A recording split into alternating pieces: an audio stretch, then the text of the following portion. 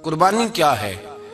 قربانی یہ ہے کہ میری چڑھتی جوانی تھی، جولانیاں تھی، طاقتیں تھی، ہمتیں تھی، میں دنیا خرید سکتا تھا، میرے اندر ساری صلاحیت تھی، میں دنیا کے ہر فن کا ماہر تھا، میں سب کچھ کر سکتا تھا، لیکن میں نے اپنی ہر چیز اپنے محبوب کے نام کر دی۔ یہ قربانی ہے۔ جس نے اپنی خواہش پہ پیر رکھ کے کچھ کیا اس نے قربانی دی ہے صاحب۔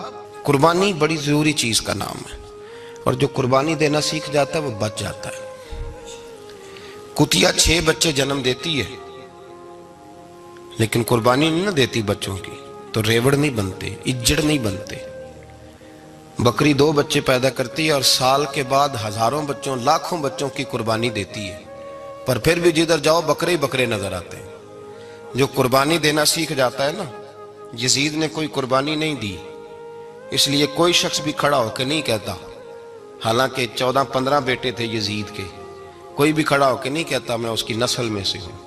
امام حسین نے ساری قربانی دے دی۔ ایک زین العابدین بچے تھے، پوری دنیا میں اللہ نے سید عطا فرمائے ہوئے ہیں۔ جو قربانی دینا سیکھ جاتا ہے وہ بچ جاتا ہے۔ ہم نا قربانی کیا، ہمارے پاس تو اضافی شے ہے وہی دینے کو تیار نہیں۔ جب آپ تیار ہی نہیں تو سودا ہی نہیں کر، آپ نکلے ہی نہیں میدان میں، تو حاصل کیسے ہوگا؟ حصول تو تب ہوگا نا جب آپ کوئی انویسٹمنٹ کریں گے، تو آپ انویسٹ ہی نہیں کر رہے تو بھائی آپ نے پودا ہی نہیں لگایا تو پھل کیسے ملے؟ قربانی نہیں دی تو وہ درجہ کیسے ملے؟ اس کے لیے تو قربانی ضروری ہے۔ اب تمام صحابہ کی زندگی پڑھ لیں، حضرت ابو بکر سے لے کر حضرت بلال تک، یہ سارے قربانی والے ہیں۔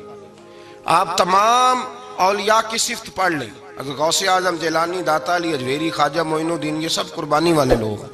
قربانی دیتے رہے تو بچے ہوئے ہیں۔ ان کے جو ساتھ تھے وہ بھی قربانیوں والے تھے۔ قربانی حصہ ہے طریقت کا، قربانی ضروری ہے، اور ہمارے صوفیاء تو کہتے ہیں جس شخص نے تصوف میں آ کے قربانی نہیں دی۔ بزرگوں کے پاس ایک شخص آیا، غالباً خواجہ نظام الدین محبوب الہی کی بات ہے، میرے ذہن میں نام پورا نہیں سما رہا، تو ایک مرید نے آ کے کہا حضور زکوٰۃ کتنی دینی ہے؟ فرمایا 2.5%۔ تھوڑی دیر کے بعد حضرت نصیر الدین چراغ دہلوی آ گئے، کہا حضور اللہ کے راستے میں کتنے دینے ہیں؟ فرمایا 50%۔ ایک ساتھی قریب بیٹھا تھا، اس نے کہا پہلے کے لیے 2.5% کا فتویٰ تھا، اس کو کہہ دیا آدھے دے دے۔ چند منٹ گزرے تو حضرت امیر خسرو بھی آ گئے،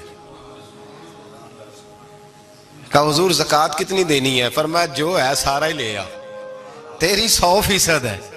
تو وہ ساتھی جو قریب بیٹھے تھے اس نے کہا بابا فتوے علیحدہ علیحدہ ہے۔ فرمایا فتویٰ ایک ہی ہے، بندے علیحدہ علیحدہ ہے۔ فتویٰ ایک ہی ہے، مجھے پتہ ہے کون کتنے دے سکتا ہے، وہ جس کو میں نے 2.5% کہا ہے وہ بھی جا کے حساب کتاب کرے گا، اس نے 2.5 بھی پورا نہیں دینا۔ فرمایا جس امیر خسرو کو میں نے کہا نا سارا لے آ، اس کا دل کرے گا میں اپنا مکان بھی توڑ کے لے آؤں۔ میں نے فتویٰ ایک ہے، بندہ دیکھ کے بات کی ہے۔ بھائی قربانی نہیں ہے، اظہار ہی نہیں ہے، جذبہ ہی نہیں ہے، ہمارا مزاج ہی نہیں ہے۔ لیکن نا یہ اب ایک تو شریعت کی قربانی ہے نا، یہ تو اس پہ بھی لوگ بڑا سوچیں گے، اس پہ بھی لوگ بڑا سوچیں گے، فتوے پوچھتے پھریں گے کہ جی میرے اوپر تو ابھی میں نے تو 15,500 قرضہ دینا ہے، دوں کہ نہ دوں، کون سی دوں؟ فتوے پوچھیں گے، دینے کی دفعہ فتوے پوچھیں گے اور لینے کی دفعہ چھٹی، جو آتا ہے آنے دو۔ کبھی لینے کی دفعہ بھی فتویٰ پوچھنا صاحب کہ یہ مجھے اتنا مال آ رہا لے لوں کہ نہ لوں؟ وہ لے لیا، قابو کر لیا، جب دینے کی باری آئی تو فتویٰ احصار کرے، اور احصار صفت ہے مسلمان کی، یہ احصار کرنے لگتا ہے تو بچنے لگ جاتا ہے، اس کا فائدہ ہونے لگ جاتا ہے، قربانی دینے لگ جاتا ہے تو بچ جاتا ہے۔ کسی نے کہا تھا سن اے مسلمان، یہ نکتہ فیض قرآنی میں ہے، عظمت و اسلام اور مسلم صرف قربانی میں ہے۔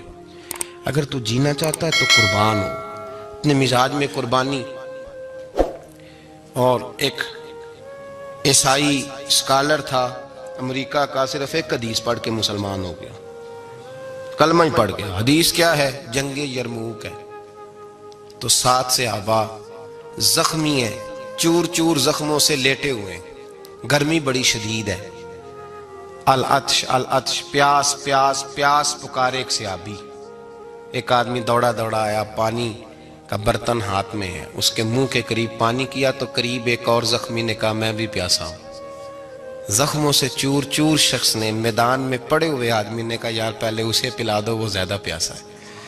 وہ کہتا ہے میں جب اس کے پاس گیا، اس کو پانی دینے لگا تو ایک آدمی قریب سے اور بولا یار میرے تو زبان پہ زخم ہے، دوڑ کے آؤ، بڑی پیاس ہے۔ کہتا میں نے پانی کا کٹورا اس کے قریب جو کیا تو چوتھا بول پڑا، اس نے کہا ادھر لے جاؤ یار میرا گزارا ہو جائے گا، کام چل جائے گا۔ وہ کہتا پانچواں بول پڑا تو چوتھے نے انکار کر دیا، میں نہیں پیوں گا، پہلے اس کے پاس لے جاؤ۔ کہتا حد ہو گئی، ساتویں تک میں آیا، اور جب میں ساتویں تک آیا تو پہلے نے پھر چیخ ماری۔ تو فرماتے ہیں وہ ساتواں کہنے لگا نہیں ادھر لے جا یار، اس کو پیاس زیادہ لگی ہوئی ہے۔ کہتے ہیں جب میں اس تک گیا تو وہ جام شہادت نوش کر چکا تھا۔ پلٹ کے دوسرے کے پاس آیا تو وہ بھی فوت ہو گیا، تیسرے کے پاس آیا تو وہ بھی رب کریم کی بارگاہ ناز میں حاضر ہو گیا، ساتوں شہید ہو گئے۔ تو پانی کا کٹورا میرے ہاتھ میں رہا، میں کبھی آسمان دیکھتا، کبھی زمین دیکھتا، کبھی پانی دیکھتا، کبھی میں ان 7 شہیدوں کے چہرے دیکھتا۔ پھر دل میں خیال آیا یہ تو گردنیں کاٹنے والے تھے، یہ تو ایک دوسرے کو قتل کرنے والے تھے، یہ تو خون پینے والے تھے۔ آج یہ سارے اس لیے کر رہے ہیں کہ سارے محمد عربی کے غلام بن گئے، رسول اللہ صلی اللہ علیہ وسلم کے نوکر بن گئے۔ وہ کہتا میں نے حدیث پڑھی تو میں مسلمان ہو گیا۔ میں نے کہا یہ جذبے دنیا دار بندہ پیدا نہیں کر سکتا، یہ جس نے جذبہ پیدا کیا ہے وہ اللہ کا سچا رسول ہے۔ میرے بھائی اظہار کا مزاج پیدا کریں۔ قربانی تو نہیں رہی معاشرے میں، اظہار ہی تو نہیں ہے۔ جب مکے والے مدینے آئے انصار مدینہ تو میرے مصطفیٰ کریم نے فرمایا نہ تمہاری نسلیں ایک ہیں نہ قبیلے ایک ہیں، لیکن تمہارا نبی ایک ہے، تمہارا رسول ایک، خدا ایک، کتاب ایک، تمہارا میری وجہ سے رشتہ ہے۔ چلو اپنے بھائیوں کے ساتھ اظہار کرو، چلو اظہار کرو۔ اگر کسی کے 2 مکان تھے تو اس نے ایک اس کو دے دیا جو مکے سے آیا تھا، 2 باغ تھے تو ایک دے دیا، کسی کے پاس ایک تھا تو آدھا بانٹ کے دے دیا، ہر چیز تقسیم کر دی۔ حالات بدل جاتے ہیں، حالات بدل جاتے ہیں۔ تلک الایام نداولها بین الناس، اللہ لوگوں کے درمیان دن بدل دیتا ہے، حالات بدل گئے۔ بڑا مال غنیمت آیا، بنو نزیر کا علاقہ فتح ہوا تو میرے رسول پاک صلی اللہ تعالی علیہ وسلم نے انصار مدینہ کو اکٹھا کیا، فرمایا بھئی مال اب بڑا آ گیا ہے۔ 2 باتیں، یہاں تو اس طرح کرتے ہیں کہ میں ان کو کہتا ہوں جو مکے سے آئے تھے کہ جتنی تمہاری جائیدادیں باغ انہوں نے لیے ہیں واپس کر دیتے ہیں تمہیں، اور جو مال آیا ہے وہ بھی تم میں سے آدھا آدھا دونوں کے درمیان بانٹ دیتے ہیں، یا جیسے تمہارا دل چاہے، تمہارے مال بھی واپس کرتے ہیں اور جو وہاں سے مال آیا وہ تمہارے بیچ بانٹ دیتے ہیں، یا اگر تم کہو تو یہ مال ان کو دے دیتے ہیں مہاجرین کو، تمہیں تمہارے مال واپس مل جاتے ہیں۔ حضور نے پوچھا انصار مدینہ سے، حضرت سعد بن معاذ، سعد بن عبادہ تڑپ کے کھڑے ہوئے، عرض کی محبوبہ میں تو ابو بکر کو جانتا ہی نہیں تھا، حضور مجھے کیا پتا عمر کون ہے، میں کیا جانوں عثمان غنی مولا علی کی عظمتوں کو، محبوبہ میں نے تو تجھے ان کی طرف مسکرا کے دیکھتے ہوئے دیکھا ہے، تیرا جلوہ دیکھا ہے، تجھ سے در در سے سگ سگ سے ہے مجھ کو نسبت، یا رسول اللہ صلی اللہ علیہ وسلم ہم سے مشورہ نہ کریں، آپ اس طرح کریں جو جائیدادیں ہم نے انہیں دی ہیں وہ بھی ان کے پاس رہنے دیں، اور جو مال آیا ہے وہ بھی ان میں تقسیم کر دیں، اس لیے کہ ہمیں تو بس اتنا پتا ہے کہ یہ آپ کے غلام ہیں، آپ کے نوکر ہیں، ہمیں اس سے زیادہ کسی چیز کے کوئی غرض، بس آپ کے غلام ہے، بات ختم ہو گئی۔ حضور خاموش ہو گئے۔ صحابہ کہتے ہیں دیر کے بعد ہم نے کہا فیصلہ ہونا چاہیے، فیصلہ پتہ کیا ہوا؟ حضور نے ہاتھ اٹھائے، کہا اے اللہ میرے مدینے والوں پہ رحم فرما، اے اللہ میرے انصار پہ رحم فرما، اللہ ان کے جذبے قبول فرما۔ بھائی اظہار والی زندگی، وہ کیا بات ہوئی کہ میں نے بڑی قربانی دی ہے، اور جب تک تو قربانی نہیں دیتا تو قدر والا نہیں ہوتا۔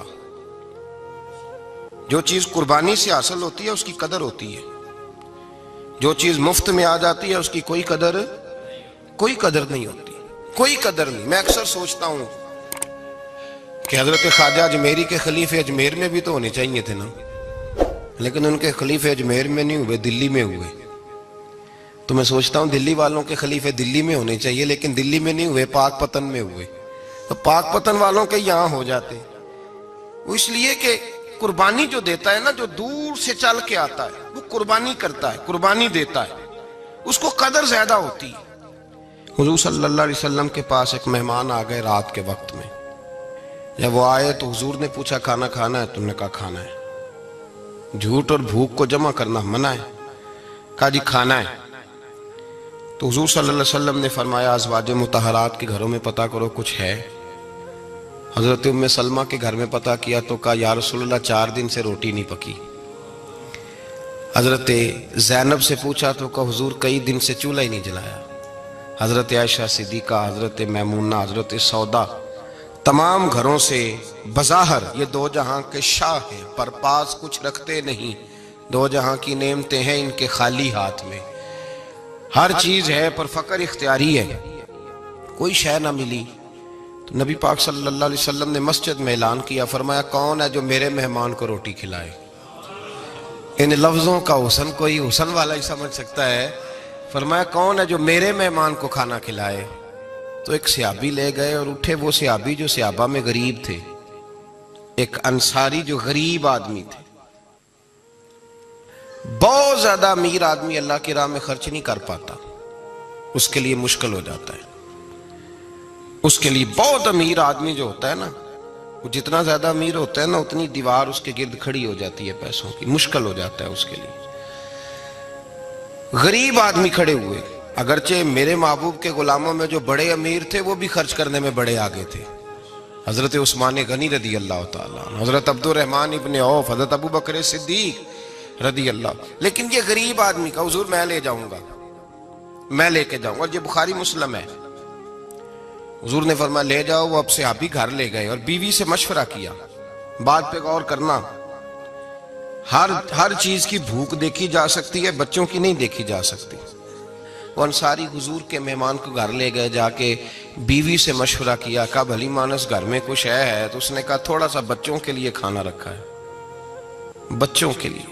بچے تو بزدل کر دیتے ہیں، بچے تو آدمی کو بزدل کر دیتے ہیں، بچے تو مار دیتے ہیں، کلیجہ پھٹ جاتا ہے بچہ بھوکا ہو تو، نیند نہیں آتی. اب صحابی اپنی بیوی سے کیا کہتے ہیں؟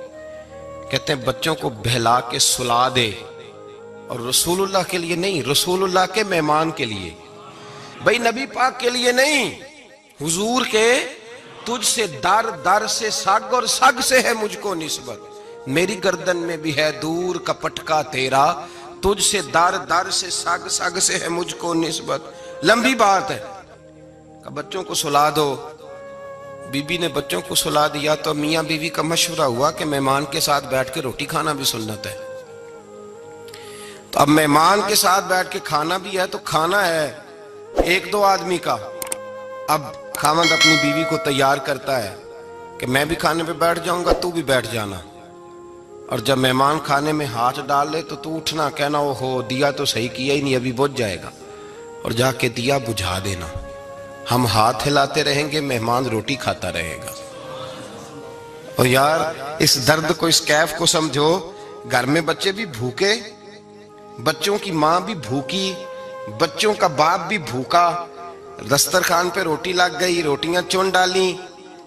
بی بی اٹھی کہنے لگی او ہو چراغ تو صحیح کیا ہی نہیں، یہ تو بجھ جائے گا. حوصلے مند بی بی جس نے بچے بھوکے سلا دیے. وہ بھوکے سوئے ہوئے بچوں کی بھوکی اماں اٹھی اور اپنے خاوند کی تابع داری میں اٹھی. میں گڈی تے ہتھ ڈور سجن دے، وہ جنج رکھے اونج رہنا ہے. اٹھی اور اس نے نہ دیا ٹھیک کرنے کے بہانے بجھا دیا. مہمان روٹی کھاتا رہا اور رسول اللہ کے نوکر قربانی دیتے رہے. وہ روٹی کھا کے سیر ہو کے بستر بچھایا تو سو گیا. یہ میاں بیوی ساری رات بچوں کی طرف دیکھتے رہے اور غور کرتے رہے اور راضی رہے کہ ہم نے حضور کا فریضہ نبھایا ہے. قربان جاؤں محبوب پہ، بے خبر ہو جو غلاموں سے وہ آقا کیا ہے. وہ صحابہ وہ اگر قربانیاں دیتے تھے تو جو اعزاز ملتا تھا وہ بھی بڑا شان والا ہے. صحابی کہتے ہیں میں فجر کی نماز پڑھنے مسجد آیا، پہلا قدم رکھا تو میرے کریم بولے. حضور نے فرمایا رات جو تو نے اور تیری بیوی نے عمل کیا ہے خدا کو بھی بڑا پسند آیا ہے، محمد مصطفیٰ کو بھی بڑا پسند ہے. اور پھر ایک لفظ اور ہے حدیث میں، ایک روایت میں کچھ جملے اور بھی ہیں. حضور نے فرمایا جب تو اور تیری بیوی رات مہمان کے ساتھ ایثار کر رہے تھے نا تو عرش کا مالک تمہیں مسکرا مسکرا کے دیکھ رہا تھا.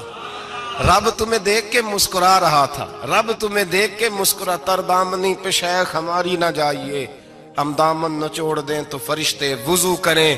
فرمایا وہ مسکرا رہا تھا کہ میرے بندے میرے رسول کی رضا کے لیے کیا کر رہے ہیں۔ اور صاحب دیکھو، نبی پاک کے لیے نہیں، خاندان کے لیے نہیں، خاندان نبوت کے لیے نہیں، حضور کے نہ سمجھیں یار، اس پہلو کو سمجھیں، نبی پاک کے بریلی کے امام بول پڑے، فرمانے لگے تجھ سے در، در سے سگ، سگ سے ہے مجھ کو نسبت، تجھ سے در، در سے سگ کتے کو کہتے ہیں فارسی میں۔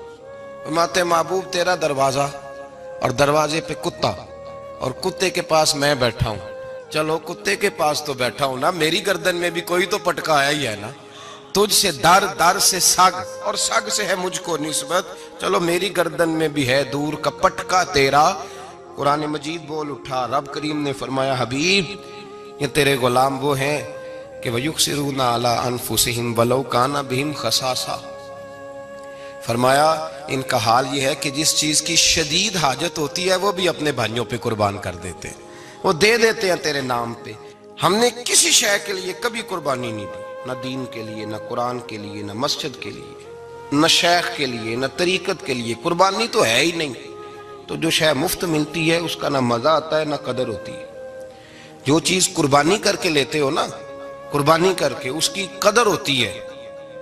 کسی لیے کہا تھا کسی درویش نے، اس نے کہا تھا قدر نبی دا ایک کی جانن دنیا دار کمینے، قدر نبی دا جانن واگے سو گئے وچ مدینے۔ ان سے پوچھو نا، ان سے پوچھو ان حضرات کو کتنی قدر تھی۔ قربانی اپنی زندگی میں دینا سیکھیں۔ ایک ہوتی ہے بندے کی ذاتی خواہش، اس کو کچلنا بڑا مشکل ہوتا ہے۔ ہم روایتیں پڑھتے ہیں سنتے ہیں، لیکن آپ یقین کریں پنکھے کے نیچے مسجد میں ایک دوسرے کو جگہ دینے کو تیار نہیں۔ پنکھا ہے نا چل رہا ہے تو کوشش ہے کہ مجھے این اس جگہ جگہ ملے جہاں پنکھا چل رہا ہے، اتنا بھی احسار کرنے کو لوگ تیار نہیں، اتنا بھی۔ اور درجے بڑے بڑے لینے چاہتے ہیں، بڑے بڑے درجہ۔ وہ ہمارے پاس لوگ آتے ہیں، دو چار لفظ لکھے ہوتے ہیں نا نام کے ساتھ، کوئی علامہ لکھ دیتا ہے، کوئی پیر صاحب لکھ دیتا ہے، تو لوگ بڑی باتیں پوچھ لیتے ہیں۔ کئی دفعہ آ کے پوچھتے ہیں میرا زیارت کرنے کو دل کرتا ہے۔ میں کہتا ہوں یار تو نے آخری سیڑھی پہ پیر رکھ دیا ہے، بالکل آخری پہ۔ دل تو تیرا جس چیز کو کرے گا تو وہ کرنے لگ جائے گا۔ پہلے شروع تو حضرت جنید بغدادی رحمت اللہ تعالی علیہ، وہ دریا کنارے کھڑے تھے تو آپ دریا کے اندر پیر رکھا آگے جانے کے لیے۔ یہ اعلیٰ حضرت نے لکھا ہے واقعہ ملفوظات شریف میں۔ دریا پار کرنے کے لیے پیر رکھا تو ایک شخص کہنے لگا حضور مجھے بھی ساتھ لے لیں۔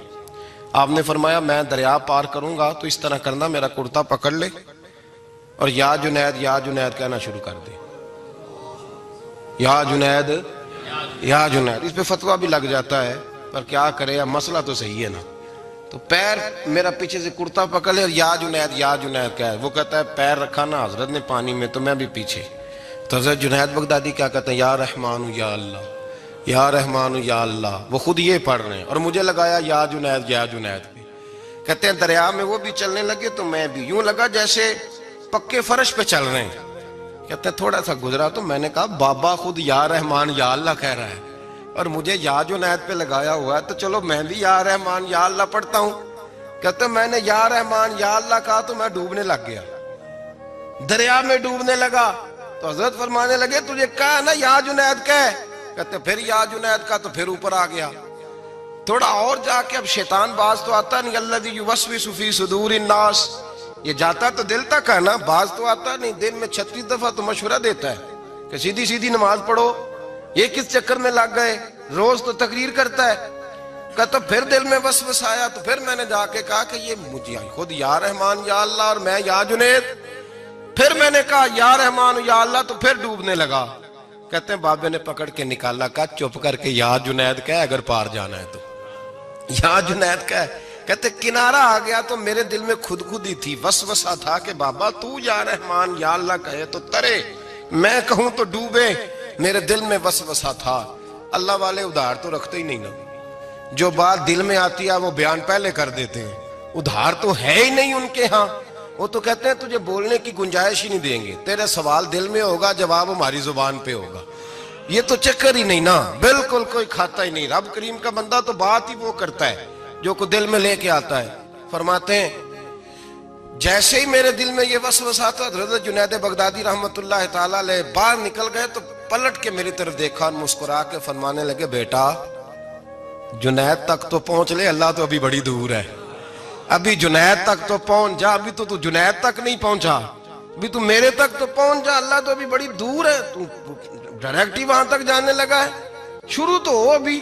تو یہاں لوگ سیدھا ہی آ کے کہتے ہیں زیارت کرنی ہے. مجھے ایک صاحب کہنے لگے جی میں نے ایک پیر صاحب کے بارے میں سنا ہے ان کی بیعت ہوتے ہی بندے کو نبی پاک کا دیدار ہو جاتا ہے. میں نے کہا ٹھہر جا ذرا، اس کو بھی کہہ بریک پہ پیر رکھے، بیعت کرتے ہی دیدار ہو جاتا ہے. یہ کوئی لوٹ سیل ہے؟ زندگی گزر جاتی ہے انسان کی، مر جاتا ہے، اور جس کو حضور کا دیدار ہو پھر بچ جائے، پھر قائم رہے، پھر اس کی زندگی نہ بدلے، پھر اس کا دنیا سے کوئی تعلق رہ جائے. یہ پوچھ ابو بکر صدیق سے جنہیں دیدار ہوا تھا، جب دیدار ہوا تو یار رہا ہے، باقی کوئی شے بھی نہیں رہی، پھر محبوب رہے اور کچھ بھی نہیں بچتا. تو وہ کس طرح کا ہے جو دیدار بھی کراتا ہے اور پھر کہتا جاؤ دکان بھی کھول لو جا کے؟ یہ کیسی بات ہے؟ وہ ایک منزل ہے، وہ اپنی جگہ پہ آ کے آتی ہے، اور یہی بہتر ہے کہ پردوں میں وہ پردہ پوش رہے. وہ اگر پردے اٹھا دے تو کسے ہوش رہے، پھر مشکل ہو جاتا ہے معاملہ، مشکل ہو جاتا ہے. تو بھائی یاد رکھیں، قربانی دینا سیکھیں، اثار کرنا سیکھیں اور صفر سے شروع کریں. زندگی میں ہم لینے کے چکر میں پڑ جاتے ہیں تو نقصان اٹھاتے ہیں. عقل کے گھوڑے کم دوڑائیں، محبت کے ساتھ عمل زیادہ کریں، دماغ کا استعمال کم کریں اور عمل زیادہ کریں، زیادہ عمل کریں، ورنہ شیطان تو نماز بھی نہیں پڑھنے دے گا. وہ تو کہے گا کہ جناب چلو ٹھیک ہے اللہ نے معاف ہی کر دینا ہے نا، وہ تو کچھ بھی نہیں کرنے دے گا. دماغ کا استعمال کم کریں اور عمل زیادہ کریں، جد و جہد زیادہ کریں، اظہار کریں، قربانی کریں. اپنی زندگی میں کریں کسی کے لیے کچھ، اظہار کریں، کسی کو کچھ دیں. یہ جو ہم اولاد کے لیے قربانی دیتے ہیں نا، تو یہ قربانی نہیں ہوتی، یہ لالچ ہوتا ہے، یہ سودا ہے. پتہ ہے آپ کو یہ سودا ہے. ہم بچپن میں ان کی خدمت کریں گے، یہ بڑھاپے میں ہماری خدمت کریں گے، تو یہ تو تجارت ہے، یہ کوئی اصول نہیں. میرے بچے بڑے ہو گئے تو مجھے خیر صلی اللہ، یہ تجارت ہے بھائی، یہ تجارت ہے، یہ قربانی نہیں، تو تجارت ہے. یہ آپ جو کر رہے ہیں یہ تو کمیٹی ڈال رہے ہیں آپ، اور چونکہ نیت یہ ہوتی ہے خدمت کی تو پھر نصیب والوں کو خدمت ملتی ہے، قسمت والوں کو ملتی ہے. ورنہ بچے کہتے ہیں ابا جی ٹھیک ہے آپ نے ہماری خدمت کی تو سارے کرتے ہیں، آپ نے کو نوکی تھوڑی کی ہے، چھٹی آپ وہاں بیٹھیں، چائے ملے گی وقت پہ پہنچے گی، لیکن آپ مداخلت نہ کریں کسی چیز کے اندر، تجارت نہ کریں، اظہار کریں، قربانی کریں. ہمارے صوفیاء یہ کہتے ہیں اولاد سے بھی توقع نہ کرو خدمت کی، نہ توقع کرو، بس یہ کہو کہ میرا رب مجھے بڑھاپے. دیکھیں نا نبی پاک صلی اللہ علیہ وسلم نے دعا مانگی، اے اللہ ارذل العمر ہونے سے بچا، عمر کے اس حصے سے بچا جس میں دوسروں پر انسان بوجھ بن جاتا ہے. دعا مانگ.